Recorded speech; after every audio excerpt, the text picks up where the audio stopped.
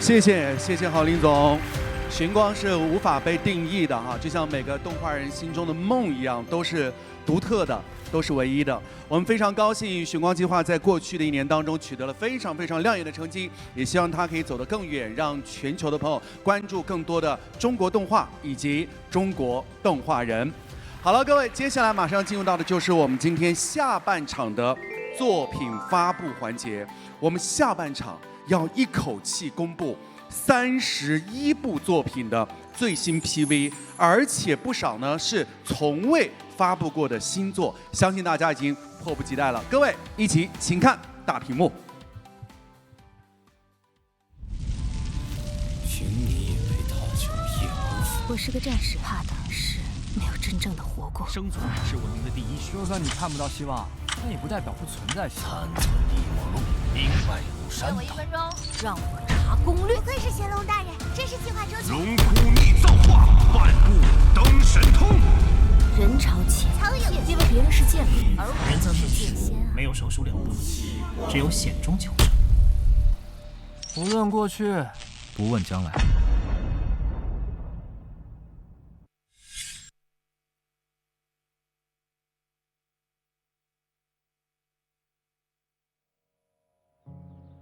我们要向三体人发射一个探测器，我们要送一个人去，并不是一个完整的人，我们只送大脑。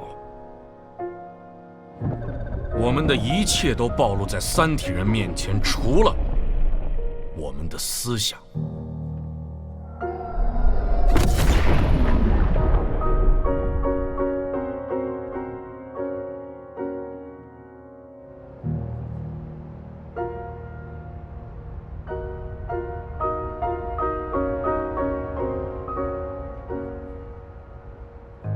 对于三体人来说，它是如此的美丽，如此的令人费解。我相信，三体人一定不会拒绝它的。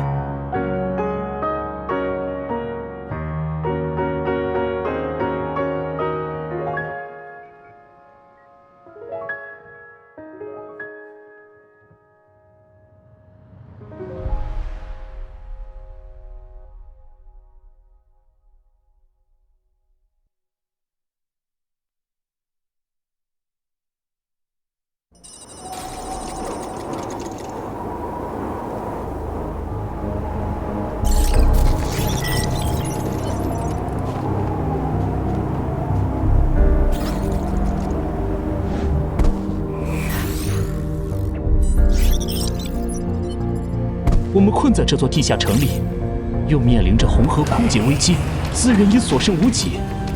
现在唯有向外探索，才有出路。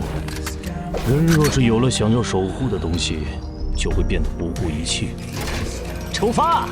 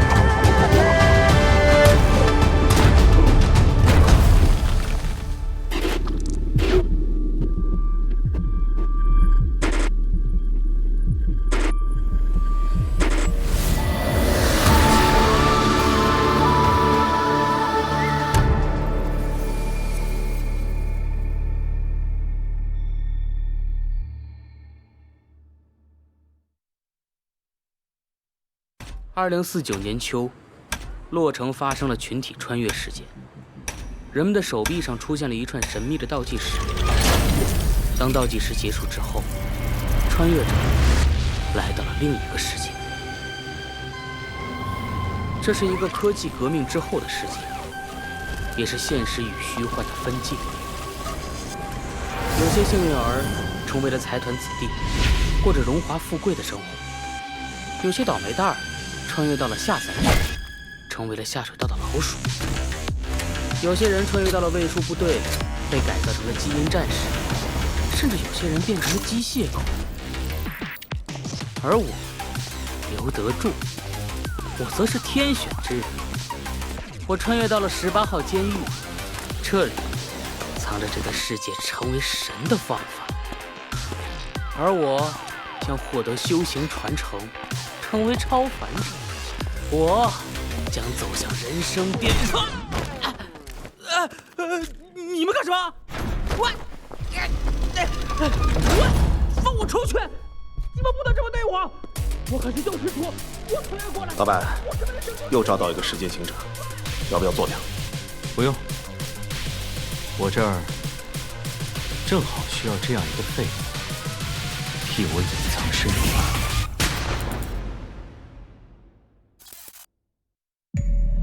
月葵，月葵，醒醒！丁满腾孢子病毒已经扩散，他竟然还活着！追！细胞压力异常，感染者必须被消灭。启动 Ash 就能拯救所有人。找死！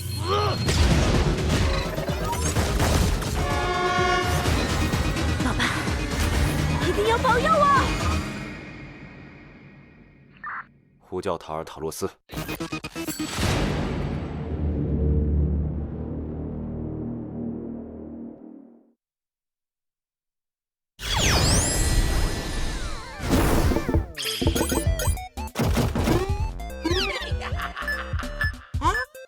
为什么？为什么这个人去吃乘以5？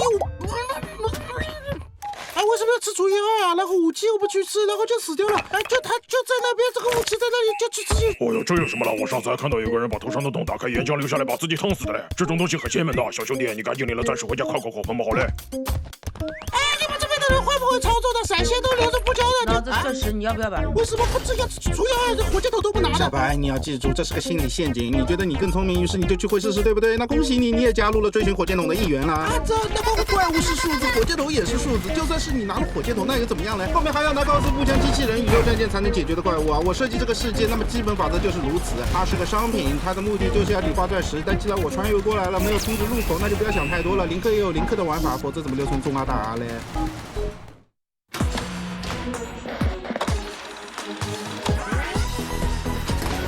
给我一次机会，让我在荧幕上重现怪兽的魅力。我们邀请你为伟大的魔族拍摄一部史无前例的电影。世上竟有如此神奇之物，这电影非我莫属。我不想再演了，能不能堂堂正正打一架？永远不要相信他们，妄言、暴虐、混乱，魔族就是这样一群十恶不赦的坏蛋。好，这一条过。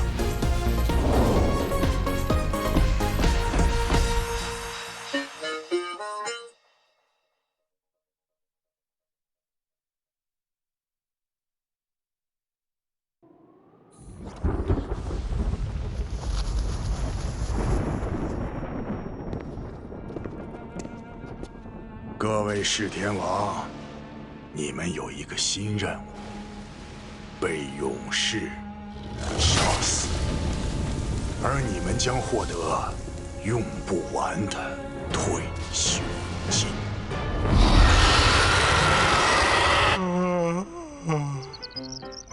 我是魔王城第1弑天王艾尔，我有一个新任务，培养这个孩子成为勇士，拿到退休金。但事情总是不那么顺利，都是因为有这个累赘魔法师。不光如此，没有一件事情是和培养勇士有关的。但是不管遇到什么困难，我都要拼尽全力将那个孩子抚养长大，成为勇士。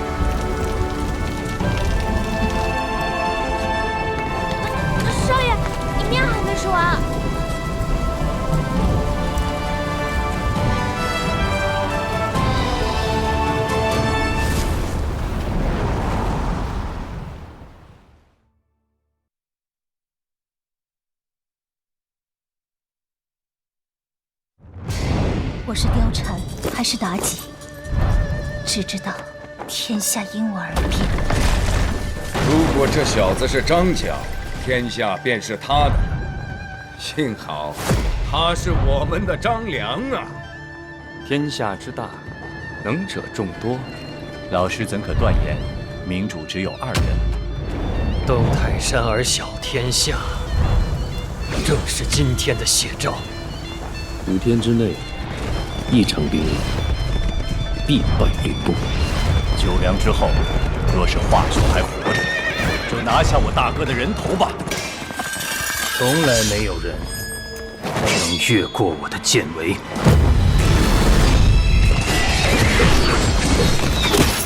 安存玉墨路，兵败如山倒。猎手来了！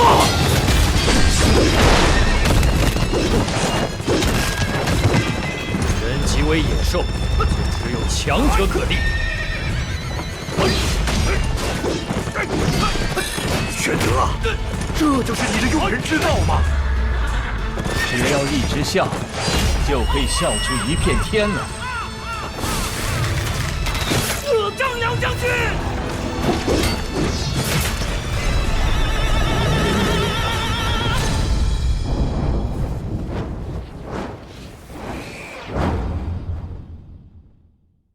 吕布，你不怕死吗？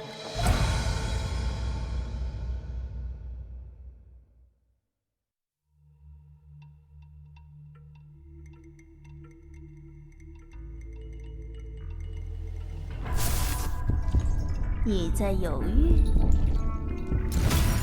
为了找到这件法宝的使用者，我们已经等待500年。人和妖真的不能共存吗？我们在出生的那一瞬间，就已经背负了无法违抗的命运。任何企图违抗命运的做法，只会让自己粉身碎骨。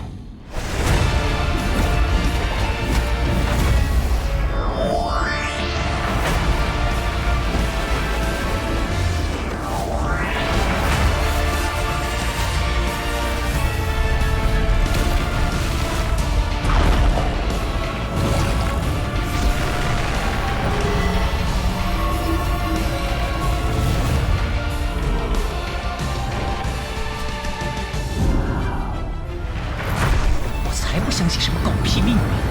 这是我的人生，会牢牢把它抓在手中。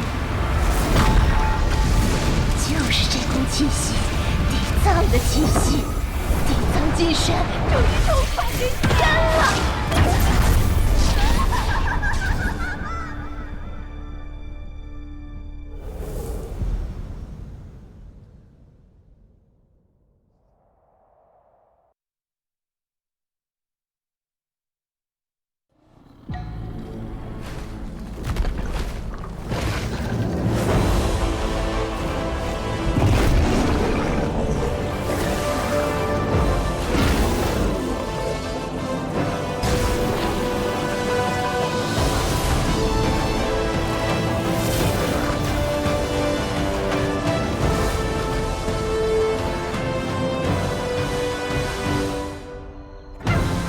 这是一个由魂虫与人类共同谱写的世界，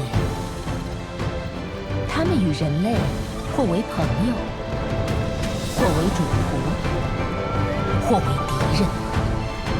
也许乌云满布，也许遍地荆棘，唯有生存是这片土地上的主旋律。为了生存，也为了自由，永无休止的战斗，在战斗中互相依存，彼此羁绊。接受我的魂约吧，我们只有变强，才能活下去，才能拥有更广阔的天地。你若助我楚木必带你一同踏上世界巅峰。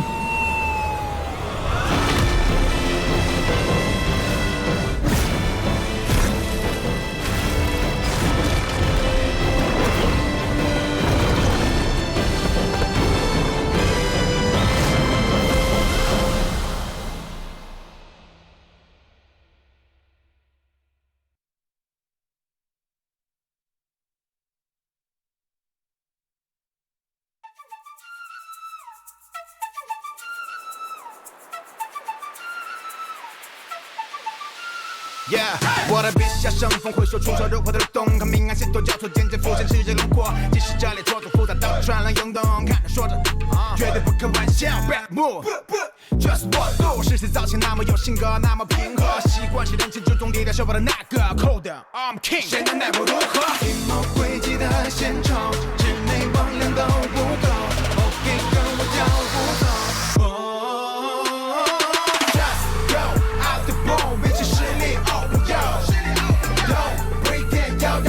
说字话爱广告 ，Just go out the bomb， 太多疯癫是我的 flow，No， 贵点甩甩手，尽在掌握 control。I don't know， 还要多久？还要多少次的苍空见面 run？ 所有属于我的 homie support me， 是个保持激情无节奏。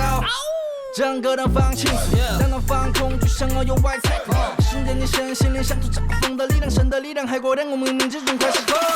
诡计的现场，智内王量都不够 ，OK， 跟我脚步走。Just go out the bomb， 比起实力 ，Oh yo， 贵点摇摇头，再说字话爱广告。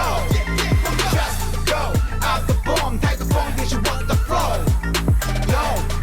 甩甩手，尽在掌握 control。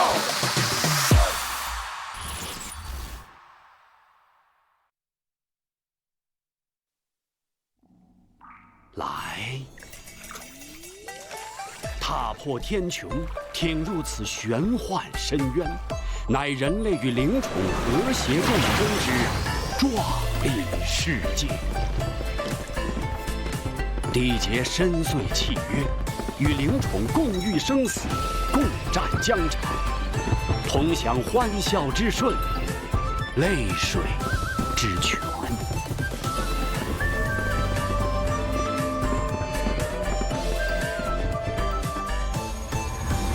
听，三灵霄，天赋异禀的灵宠师，其传奇如烽火燎原。彼短短1载，犹如日中天，使凌霄阁跻身1级。彼独宠灵魂，如虹破空。彼战斗无敌，每战必胜，犹如破军之将。你距胜利仅需咫尺，然彼却遭阴暗之际，功败已困。你以秘籍艰难求生，欲知后事如何，且看坤坤天下。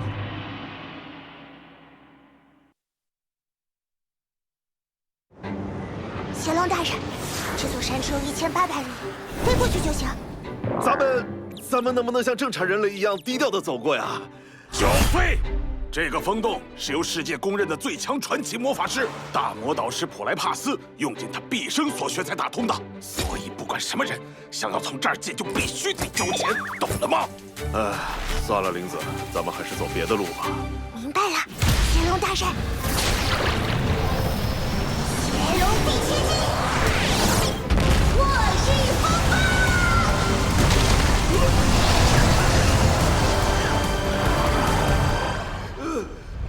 乾隆大人，有另外一条路了。现在您可以像普通人类一样低调的走过去了。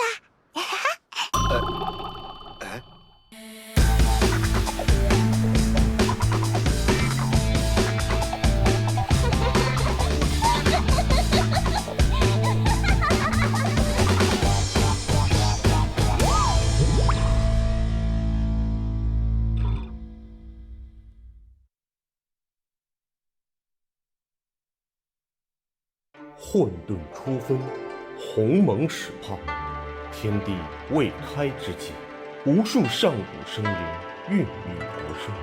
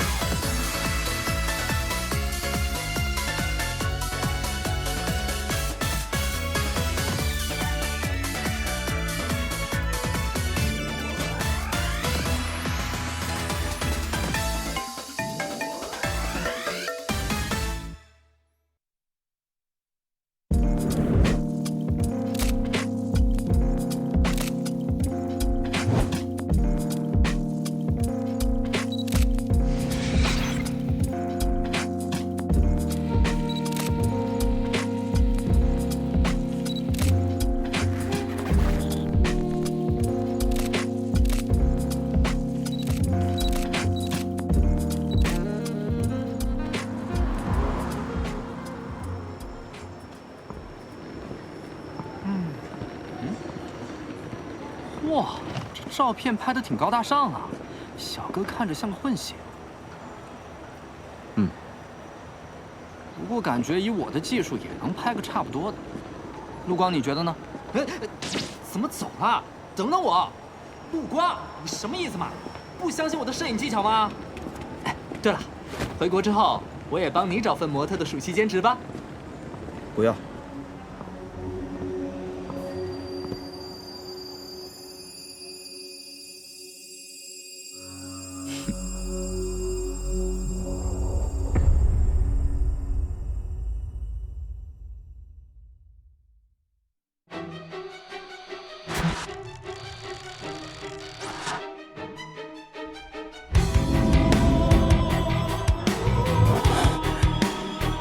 这是哪？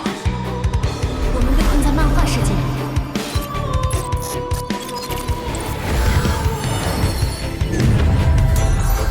飞行孔子，你是男主，也是觉醒者。别开玩笑了，这根本就不是我的世界，没有人可以左右我的人生。难道要完成所有故事才能出去？我一定要逃离这里！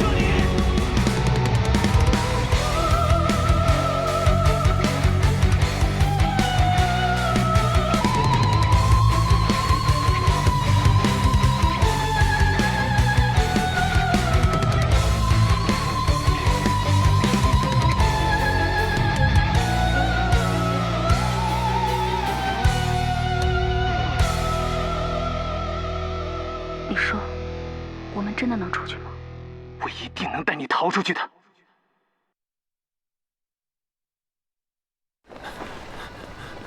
差一点，我就再也见不到他了。那个亏欠了太多太多，用一辈子都无法偿还的人。终于下午的黄昏，融化了早晨的时钟。你胡说什么？我妈怎么就快死了呢？她才50岁而已啊！你再怎么漠不关心，也不该说出好好的这种话吧？不管怎么回事，我这辈子都没有好好孝顺过你。早知如此，你就该对你妈妈好一点嘛。为了她，你真的什么事都愿意做吗？天下没有免费的午餐，以你的生命为代价让她痊愈，如何？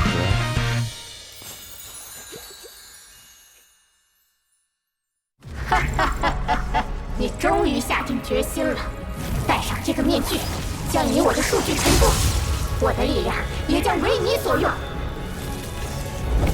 听好了，我赐予你的能力变强，快攻！就这，没别的了吗？没别的了。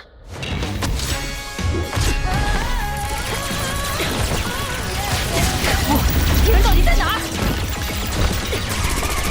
他拥有的应该是创造物体的权限。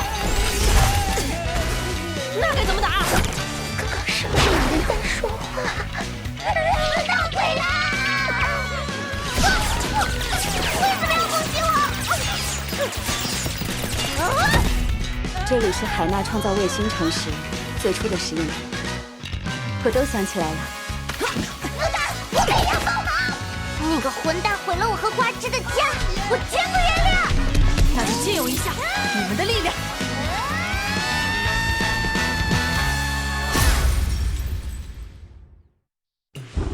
欢迎光临！二位客官想吃点什么瓜？来个糖醋鱼。没有。那红烧肉也没有。烧排骨没有。回锅肉没有。番茄炒蛋没有。火爆腰花鱼香肉丝麻婆豆腐东坡肘子，这些总该有一个吧？都没有啊！瓜。我去，那还开什么店呢？知道早做。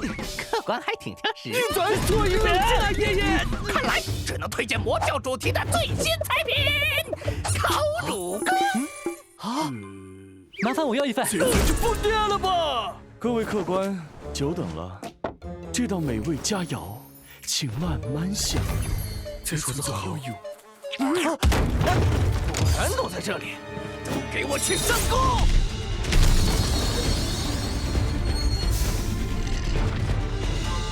哇，猫咪吃人了！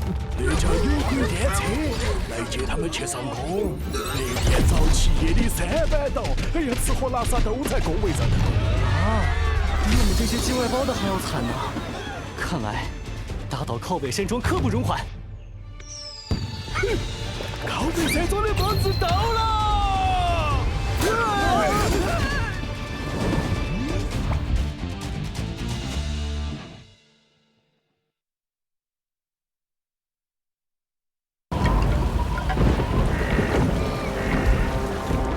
唐明远，嘘，在这里叫我楼书婉。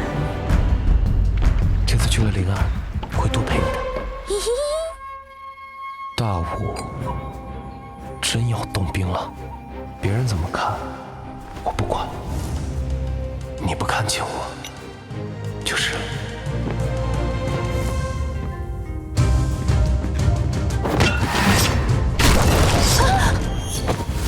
风起于清平之末，浪潮于微澜之间。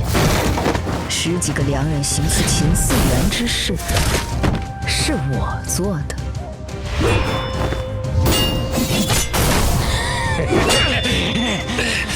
宁理恒，我让你去打！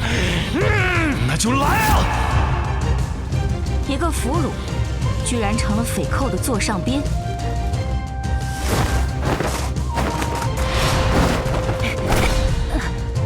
血手人屠，他好厉害啊！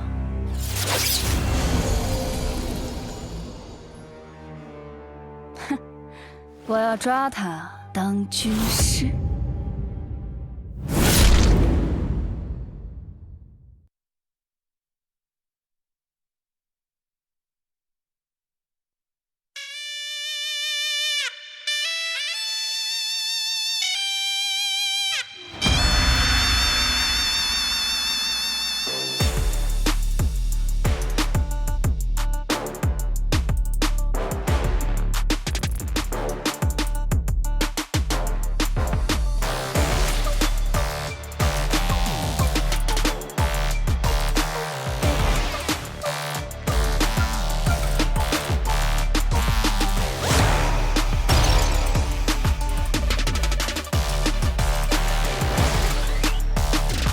觉得最近王妃哪里不一样了？王妃她3选2了。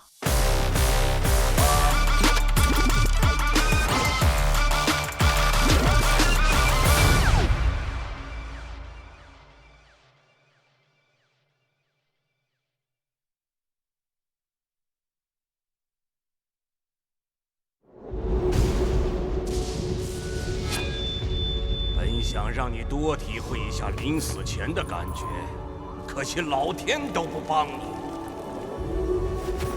师傅，徒弟来了，开始吧。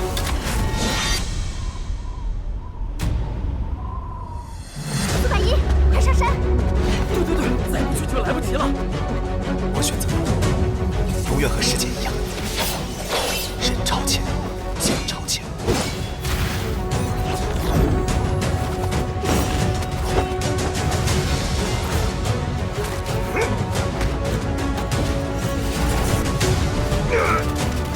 野兽一般，即使与我境界相当，也是废物。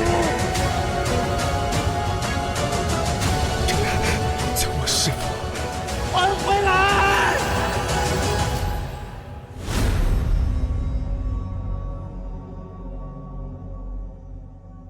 唉，只求我那傻徒弟不要上钩啊！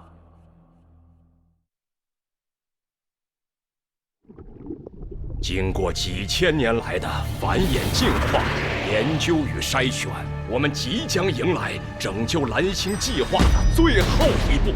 最强胚胎将在成长为完全体后，在距离入侵地点最近的一场足球比赛中，在设计好的时间、设计好的地点、设计好的力度和角度，一脚拯救世界。我叫品祥，是要成为绿茵英雄的男人。要不要加入杰里足球队，驰骋在绿茵球场上呢？第一次见到如此仁慈的上野奇草，难道他是来拯救足球队的英雄？厉害一倍啊！他毫无球技可言的。不会踢足球，为什么不早说？我以为我会呢。爸爸，对不起，可能我根本不适合踢足球。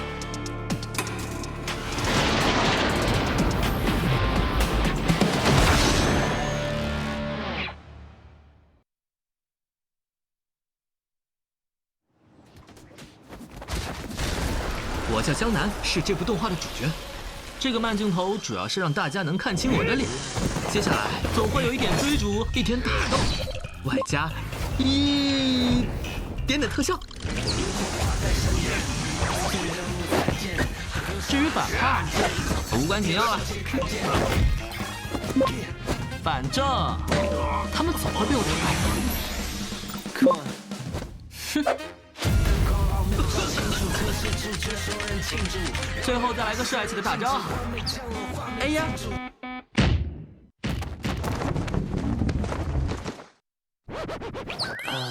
刚才忘了介绍，其实这部动画还有个主角，该你出场了，探探，开张！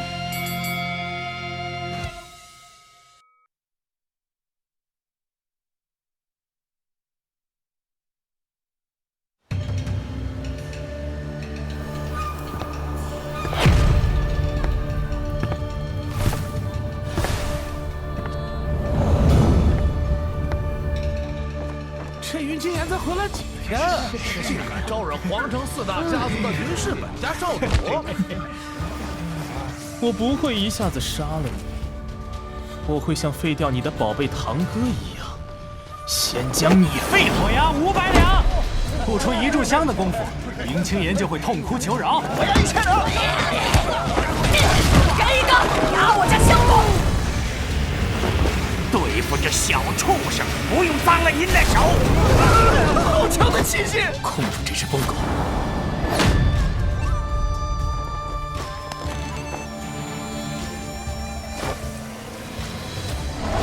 玄霄功法，哪里冒出来的小丫头？找死！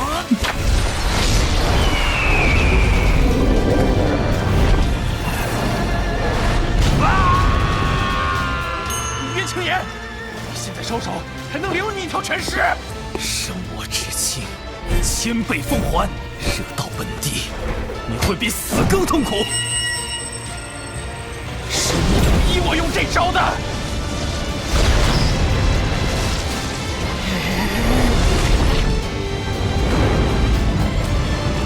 噬魔血液！什么？怎么可能？哎呀，我的房子呀，还有30年贷款呢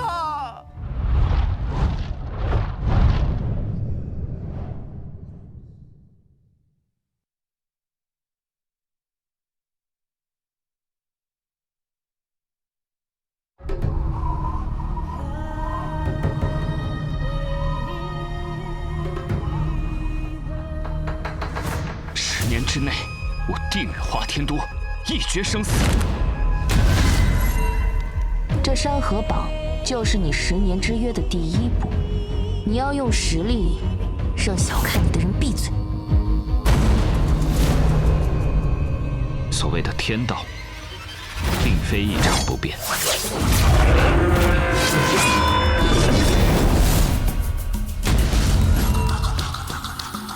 果然是日月五星主，若能收为己用，日后对你必有助益。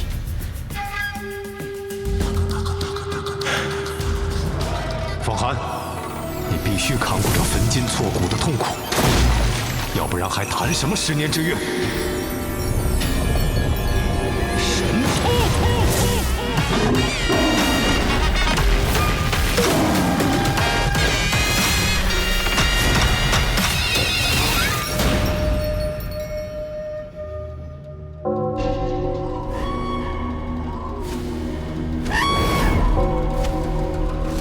这钟声是干嘛的？这是山河榜大赛开始的钟声。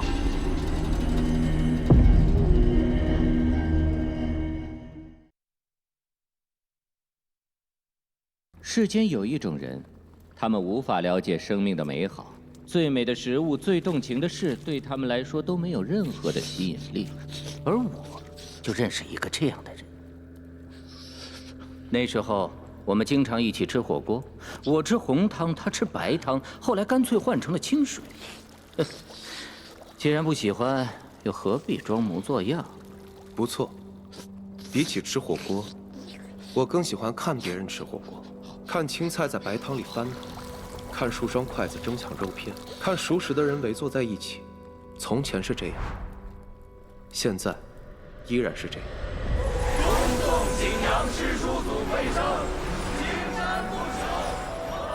你为什么认为景阳真人飞升失败？我听到了一声叹息。青山宗内有一个古文：一人得道，鸡犬升天。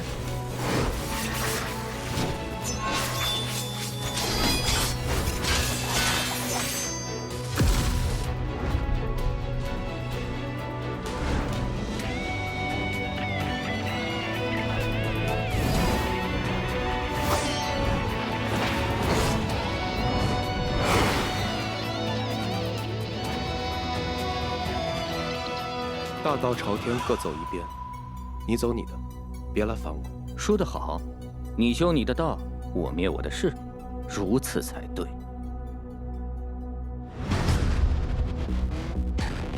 你想死吗？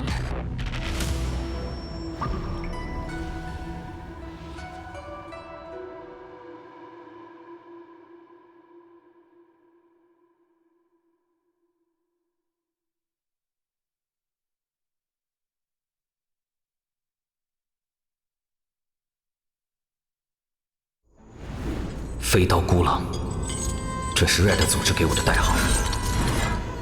抛弃过往，抛弃感情，成为武者，追求武道之巅峰。这本是组织对我的要求，但我无法割舍。小平，做得起吗？我们离开组织，过无忧无虑的生活。我好高兴。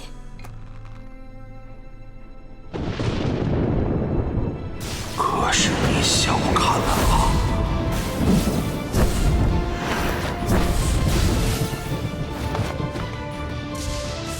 没有人能挑战雷德梅因家族。我要你们血债血偿！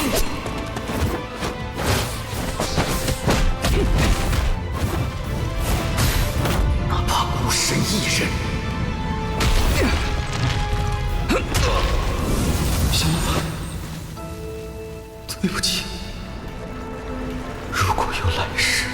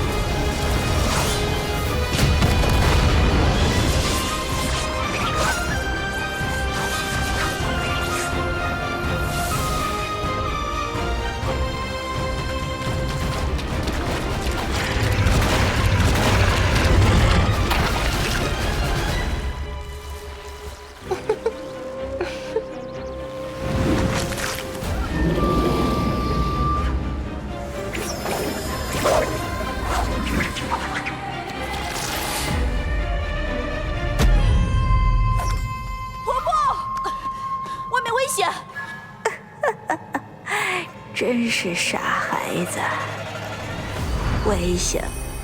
不在外面。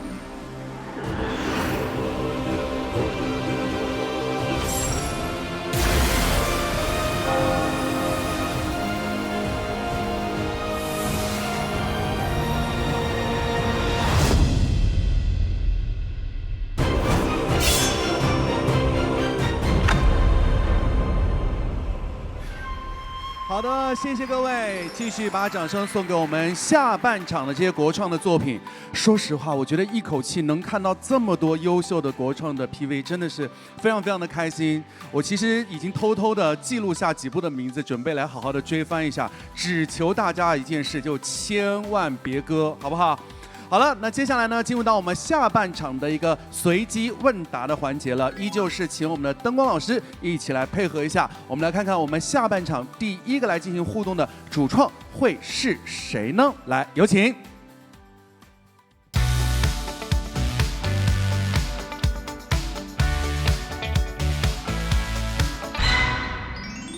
好的，就是我们永生之气壮山河的男主方寒。那接下来呢，我们要请到来，在我身边的这位，就是我们永生的联合制片人邹衍，邹总。Hello， 大家好。欢迎邹总。因为我们都知道，其实《永生》真的是体量很大的一个作品啊，确实是。我们在想要追多少部的感觉，所以我想问一下，《永生》后续它的这种篇章大概是怎么样的一个规划呢？首先呢，我先感谢一下《永生》的粉丝对这部作品的支持。《永生》这部作品自开播以来，我们也收到了很多粉丝的这个催更啊。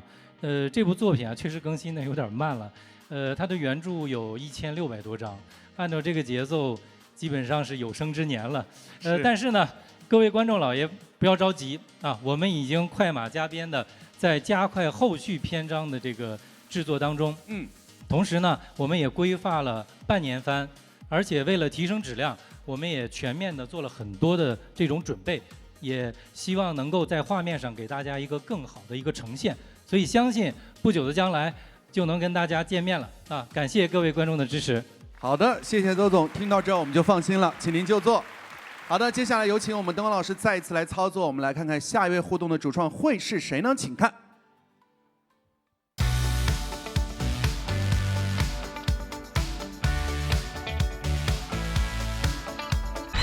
好，是我们的虎鹤妖师录的虎子，是不是？来，所以接下来我们要把话筒呢递给我们的郭翔老板，来，我们跟郭总来聊一聊哈。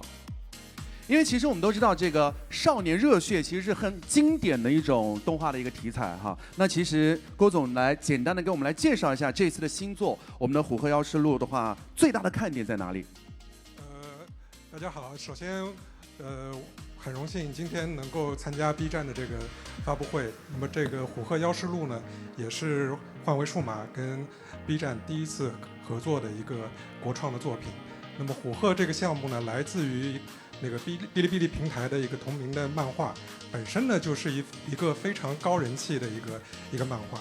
那么在这个里边呢，它其实构筑了一个非常庞大的人与妖的一个世界观。那么当中呢，也有大量的热血的桥段和打斗。那么这个本身就是它的一个巨大的卖点。那么对于创作方来说，对于我们来说，呈现这个卖点，也就是我们最大的挑战，那么也是它最大的特点。所以我们一直在这里边寻求一种漫画改编的一种呈现的质感。那么无论是它的这个表演打斗，还是在很多怪物的呈现上面，都是我们在创作上有很多的巧思和设计。那么同时呢，为了更好的呈现这样的一个氛围，我们也是由我们团队当中最棒的赵秉乐赵导来亲自参与这个项目的指导，是他的全新的作品。那么也希望这样的一个作品首次的合作能够获得 B 站观众老爷们的喜欢，希望大家跟主角团一起来冒险和成长。好的，谢谢郭总的解答，请您就坐。好的，那接下来时间我们要请灯光老师再一次来给我们点亮环评。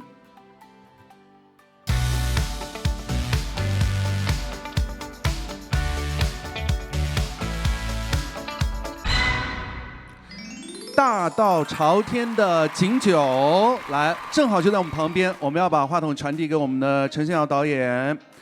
首先请导演来跟现场的朋友来打个招呼，还有我们直播间的各位观众老爷。各位观众大家好。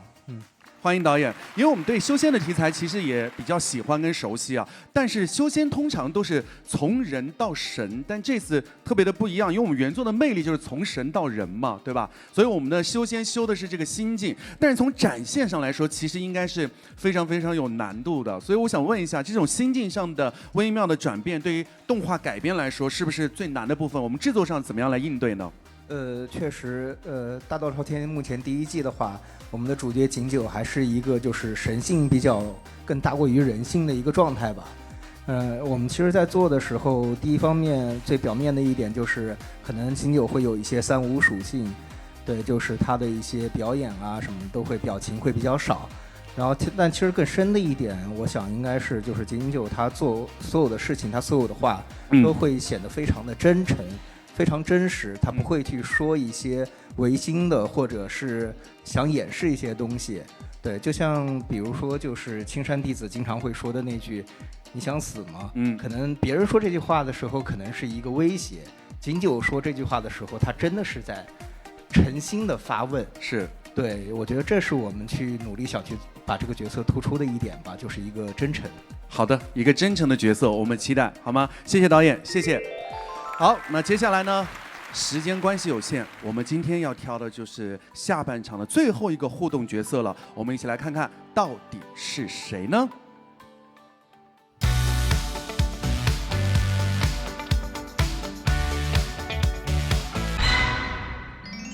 牧神记秦牧，所以我们要把话筒递给我们的沈乐平导演，来，先来跟大家来打个招呼。大家好。好，沈导其实是这样啊，因为刚刚我们最后一个看到这个预告片，然后其实《牧神记》的这个美术风格啊、人物设定啊，在我们都感觉就是非常的有特色，然后创作团队其实应该都做了非常多的一个考量，所以做了哪些考量，下了哪些功夫，给大家来介绍一下，好不好？好，应该说在玄幻作品当中，就是优秀的作品很多，当然即便如此，《牧神记》依然是一部非常独特和优秀的这样一部作品。那当然，玄机团队我们很多观众也比较熟悉，我们确实也做了很多受欢迎的作品。当然我们自己也有一个坚持的信念，就希望每一部新的作品，不要去重复之前。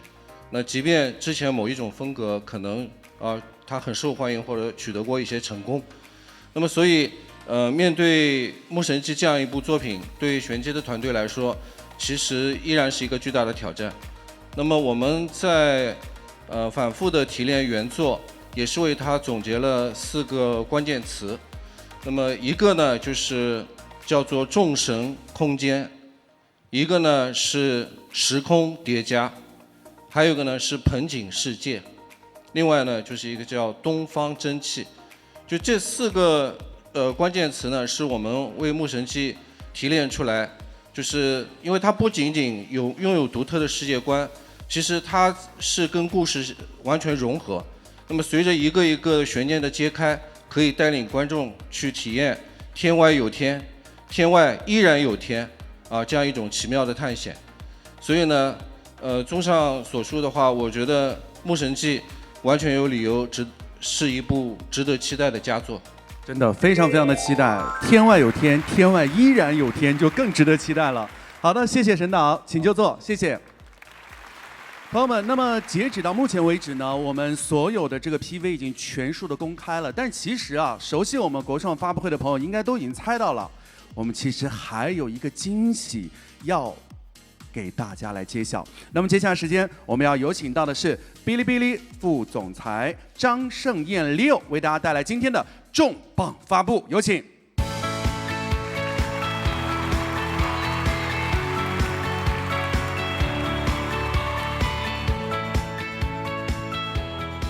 在座的各位嘉宾，屏幕前的观众老爷们，大家好！很高兴和大家再次见面，我是哔哩哔哩的 Leo。那每年呢，我们都会和各位动画人聚在一起，共同回顾过往1年的创作结果，也给未来立下新的 flag。那回往国创这一年，相信我们都会想起一个名字——中国奇谭。那中国奇谭呢，是属于中国动画行业的开年惊喜。它是一部传承了上美影以民族风格为核，同时兼具创新精神的作品，有审美，有故事，有情怀。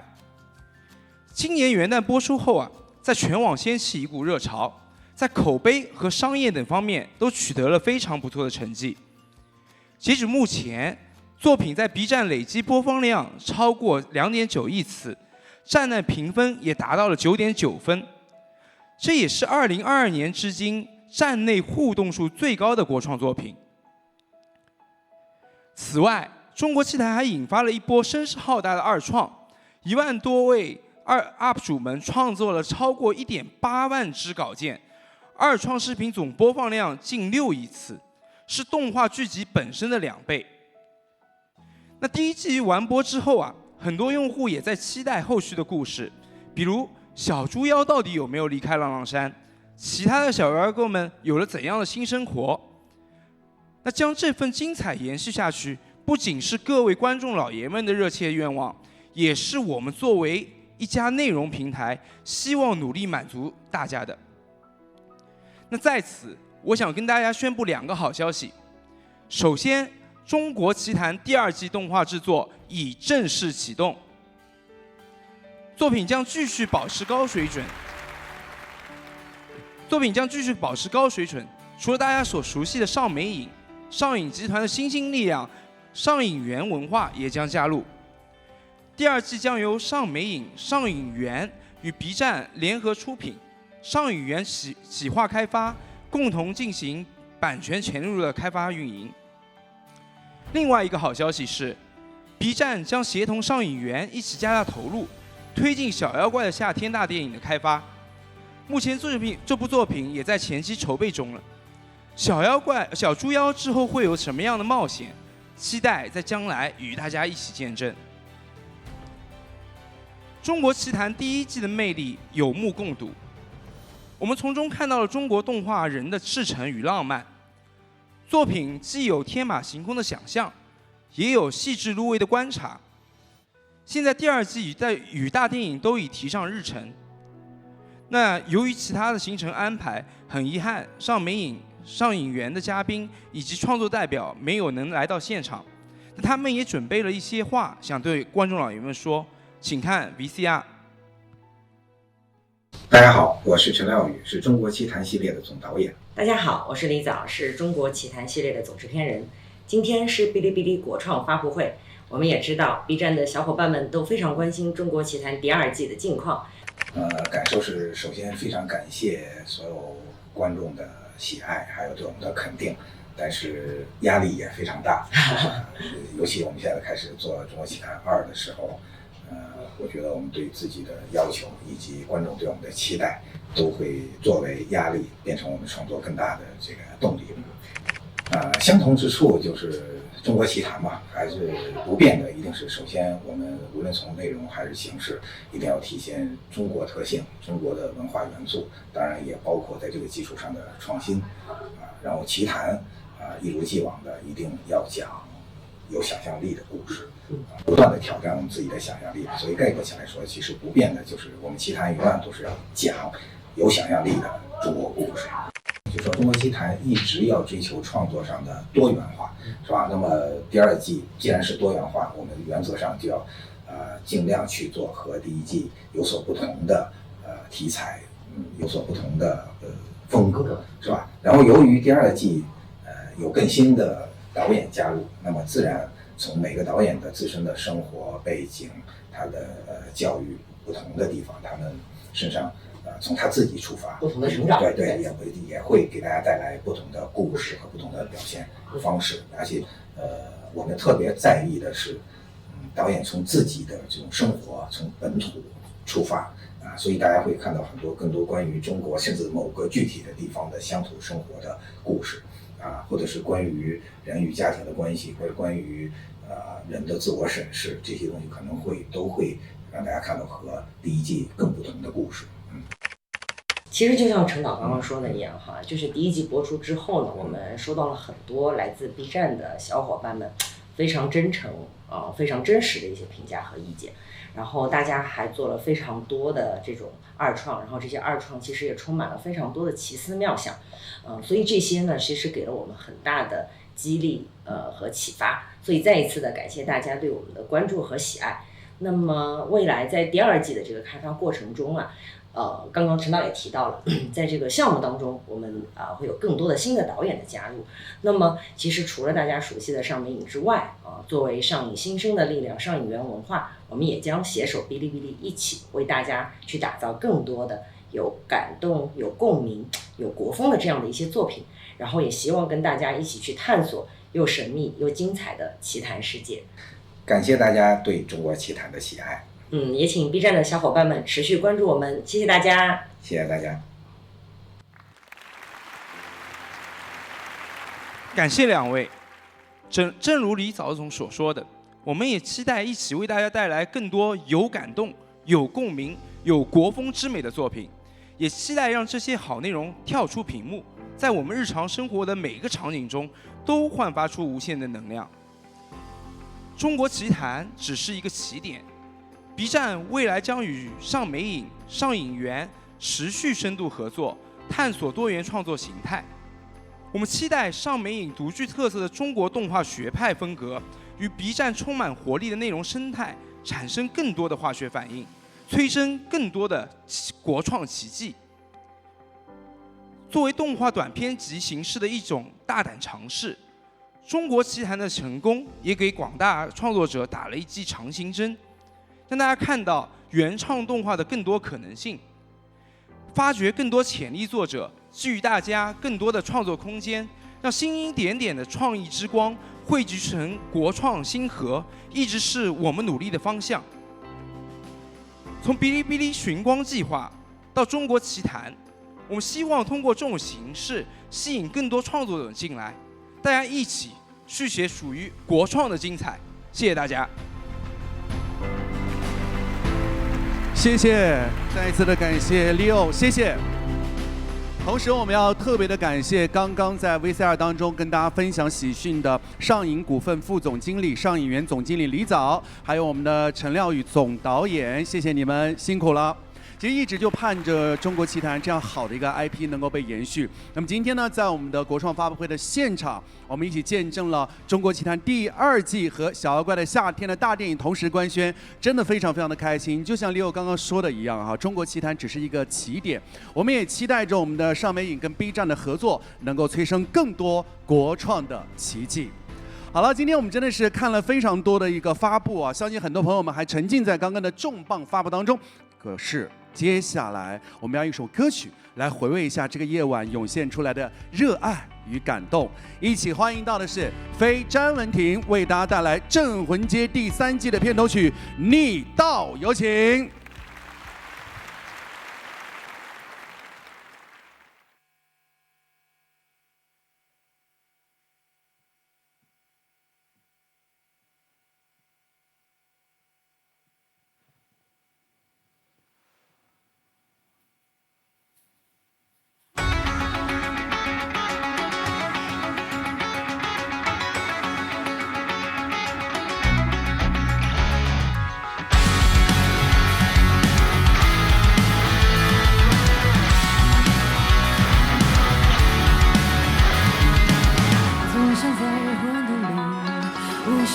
放宇宙秩序，越沿着环球交心，人脉伴随觉醒，管它是人是魔是灵，胜者才是唯一真理。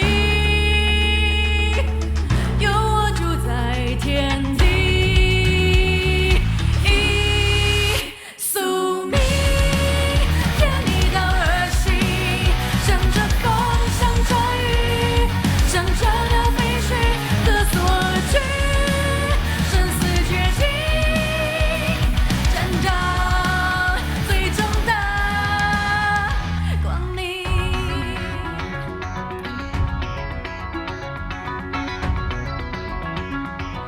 好吗？注射在黑暗里，这世界从没有公平。只需我亏我自己，越危险越有趣，势不可挡，闯入禁地，地狱之火燃烧荆棘，雨季中的黎明。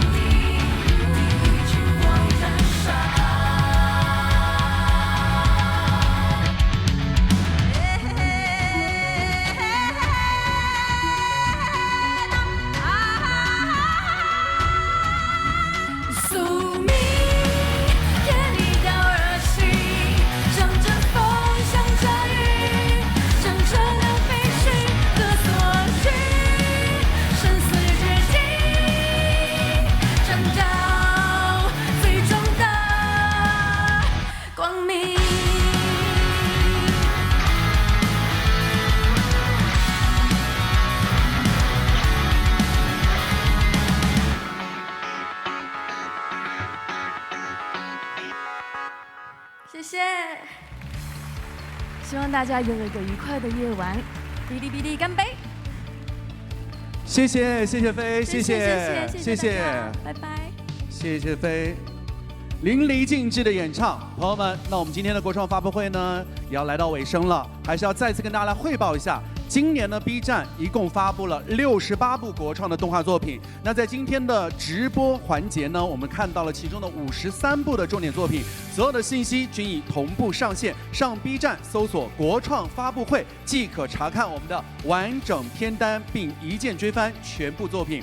那么至此呢 ，Made by 哔哩哔哩2023至2024国创动画作品发布会就要告一个段落了。希望明年大家再相聚的时候，所有爱动画的人都离自己的梦想更进一步。哔哩哔哩，干杯！我们明年见。